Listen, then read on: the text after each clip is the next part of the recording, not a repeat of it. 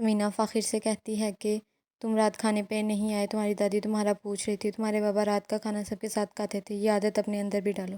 Faiza any کو کہتی ہے فاخر ایسے کیسے کر سکتا ہے، وہ تمہارے سامنے رو رہا تھا اپنی دوست کے لیے، اپنی محبت کے لیے، وہ تمہیں کیا شوق کرواتا کہ تمہاری اس کی زندگی میں کوئی اہمیت نہیں ہے۔ اینی کہتی میں تو پہلے سے ہی جانتی ہوں، ہم دونوں ایک دوسرے کی دل میں جگہ نہیں بنا سکتے۔ ایمن اپنی دوست کے ساتھ کافی پینے آتی ہے تو وہ کہتی ہے تم بہت چینج ہو گئی ہو پہلے سے۔ سجاد فہمی کو کہتا ماں سے اتنی دیر بات کرنی تھی تو انہیں ملنے چلے جاتے، تو وہ کہتی میں ان سے بات نہیں کر رہے تھے، جنہوں نے ایمن کا رشتہ مانگا ہے میں تو ان سے بات کر رہی تھی۔ تو سجاد کہتا ہے مجھے بھی اپنی بیٹی کی شادی نہیں کرنی اور نہ ایمن تیار ہے اس چیز کے لیے۔ کرن حمزہ کو کہتی ہے مجھے پڑھا دو، تبھی وہ اس کی کتاب پکڑتی ہے تو اس میں اینی کی پک ہوتی ہے، تو وہ کہتی تمہیں اس سے فرصت ملے تو تم کچھ اور کرو نا۔ ریحانہ حمید کو کہتی ہے مجھے ڈر لگ رہا ہے تمہارے گھر جاتے ہوئے، تو وہ کہتا ہے میں ساتھ ہوں نا، میں سب سنبھال لوں گا۔ سمینا حمید کو کہتی ہے 2 دیگیں بنوانی ہیں، تبھی حمید راحیلہ کو کہتا ہے اندر آؤ۔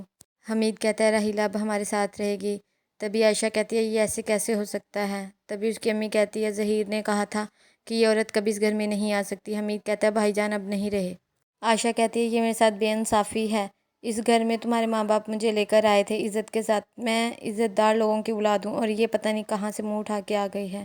حمید کہتا ہے کہ یہاں فائزہ رہتی ہے، وہ اپنی ماما کے ساتھ رہ لے گی، اس کمرے میں اب تم رہ لینا۔ اینی کہتی ہے ابا جو بھی کر رہے ہیں ٹھیک نہیں کر رہے۔ سمینا فاخر کو بتاتی ہے تمہارا چاچو اپنی دوسری بیوی کو یہاں لے آیا اور جس ڈٹھائی سے لایا ہے اماں بھی کچھ نہیں کر سکیں گی۔